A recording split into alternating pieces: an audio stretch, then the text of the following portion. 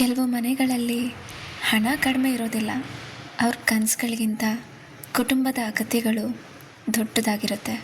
ಒಂದು middle class ಫ್ಯಾಮಿಲಿನಲ್ಲಿ ಅಪ್ಪ ಬೆಳಿಗ್ಗೆ ಬೇಗ ಎದ್ದು ಕೆಲಸಕ್ಕೆ ಅಂತ ಹೋಗ್ತಾರೆ. ಅಮ್ಮ ಮನೇಲಿರೋ ಎಲ್ಲರ ಕನಸುಗಳನ್ನೂ ನೋಡ್ಕೊಳ್ತಿರ್ತಾರೆ.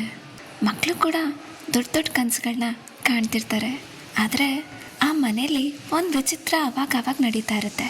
ಏನು ಗೊತ್ತಾ, ಅಲ್ಲಿ ಪ್ರತಿಯೊಬ್ಬರು ಒಂದೊಂದು ತ್ಯಾಗ ಮಾಡ್ತಿರ್ತಾರೆ. ಅಪ್ಪನಿಗೆ ಇಷ್ಟವಾದ ಬೈಕು ನೆಕ್ಸ್ಟ್ ನೋಡ್ಕೊಂಡ್ರಾಯ್ತು, ಇವಾಗ ಬಿಲ್ಸ್ ಇಂಪಾರ್ಟೆಂಟು. ಅಮ್ಮನಿಗೆ ಇಷ್ಟವಾಗೋ ಗೋಲ್ಡು ಮುಂದಕ್ಕೆ ತೊಗೊಂಡ್ರಾಯ್ತು, ಈಗ ಮಕ್ಕಳು ಫೀಸ್ ಮುಖ್ಯ. ಮಕ್ಳಿಗೆ ಇಷ್ಟವಾಗೋ ಫೋನು ನೆಕ್ಸ್ಟ್ ಪಾಕೆಟ್ ಮನಿನಲ್ಲಿ ತೊಗೊಂಡ್ರಾಯ್ತು. ಫಸ್ಟು ಎಜುಕೇಷನ್ ಇಂಪಾರ್ಟೆಂಟು, ಇದನ್ನೆಲ್ಲ ಆಮೇಲೆ ನೋಡ್ಕೊಳ್ಳೋಣ. ಆಗ ಅವ್ರ ಆಸೆಗಳು ಸಾಯ್ತಿರಲ್ಲ, ಬದಲಾಗಿ ಅದು ಪೋಸ್ಟ್ಪೋನ್ ಆಗ್ತಾ ಹೋಗ್ತಿರುತ್ತೆ. ಗೈಸ್, ರಿಯಾಲಿಟಿ ಏನು ಗೊತ್ತಾ, ಮಿಡಲ್ ಕ್ಲಾಸ್ ಜನರು ಬಡವರಲ್ಲ, ಹಾಗಂತ ಅವ್ರು ಶ್ರೀಮಂತರೂ ಅಲ್ಲ. ಅವರು ಪ್ರತಿದಿನ ಲೆಕ್ಕ ಹಾಕಿ ಬದುಕೋರು. ಅವರನ್ನು ಇನ್ನೊಂದು ರೀತಿಯೂ ಕರಿಬೋದು, ಏನು ಗೊತ್ತಾ, ಸೋಲ್ಜರ್ ಅಂತ.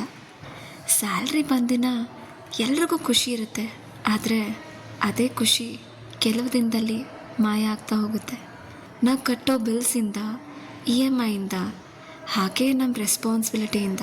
ಒಂದು ಕುಟುಂಬ ಅಂತ ಬಂದಾಗ ಕುಟುಂಬದ ಖುಷಿಗೆ ಹೆಚ್ಚು ಬೆಲೆ ಕೊಡೋ ಜನರು ಕೆಲವೊಂದು ಸಲ ದಣಿತಾರಂತೆ, ಮತ್ತೆ ಕೆಲವೊಂದು ಸಲ ಅಳ್ತಾರಂತೆ.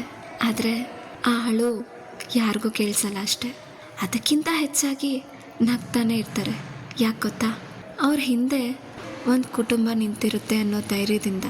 ಗೈಸ್, ಮಿಡಲ್ ಕ್ಲಾಸ್ ಆಗಿ ಹುಟ್ಟೋದು ನಿಮ್ಮ ಆಯ್ಕೆ ಅಲ್ಲ, ನಿಜ. ಆದರೆ ಮಿಡಲ್ ಕ್ಲಾಸ್ ಮೈಂಡ್ಸೆಟ್ ಉಳಿಸ್ಕೊಂಡಿರೋದು ಅದು ನಿಮ್ಮ ಆಯ್ಕೆ. ಸೊ ನಿಮ್ಮ ಪರಿಸ್ಥಿತಿ ನಿಮ್ಮ ಫ್ಯೂಚರ್ ಆಗಲ್ಲ, ನಿಮ್ಮ ಡಿಟರ್ಮಿನೇಷನ್ ಇದೆಯಲ್ಲ ಅದು ನಿಮ್ಮ ಫ್ಯೂಚರ್. ಇವತ್ತು ನಿಮಗೆ ಸ್ಟ್ರಗಲ್ ಅಂತ ಕಾಣಿಸುತ್ತೆ, ಆದರೆ ಅದೇ ನಾಳೆ ದೊಡ್ಡ ಸ್ಟೋರಿ ಆಗಿರುತ್ತೆ. ಇವತ್ತು ಮಾಡೋ ಸಣ್ಣ ಪುಟ್ಟ ಸ್ಯಾಕ್ರಿಫೈಸು ಅದೇ ನಾಳೆ ನಿಮಗೆ ದೊಡ್ಡ ರಿಸಲ್ಟ್ ಕೊಡುತ್ತೆ ಅನ್ನೋದಾದರೆ ಯಾಕಾಗಬಾರ್ದು ಅಲ್ವಾ? ಗೈಸ್, ಕೊನೆಯದಾಗಿ ಮತ್ತೆ ಕೊನೆಯದಾಗಿ ಒಂದು ಮಾತು. ಮಿಡಲ್ ಕ್ಲಾಸ್ ಮನೇಲಿ ಬೆಳೆಯೋ ಮಕ್ಕಳು ಒಂದು ವಿಷಯ ಬೇಗ ಕಲಿತಾರೆ. ಏನು ಗೊತ್ತಾ, ಕನಸುಗಳ ಬೆಲೆ. ಅದಕ್ಕೋಸ್ಕರ ಅವ್ರು ಬೀಳ್ಬೋದು, ಆದರೆ ಸುಲಭವಾಗಿ ಕೈ ಬಿಡೋದಿಲ್ಲ.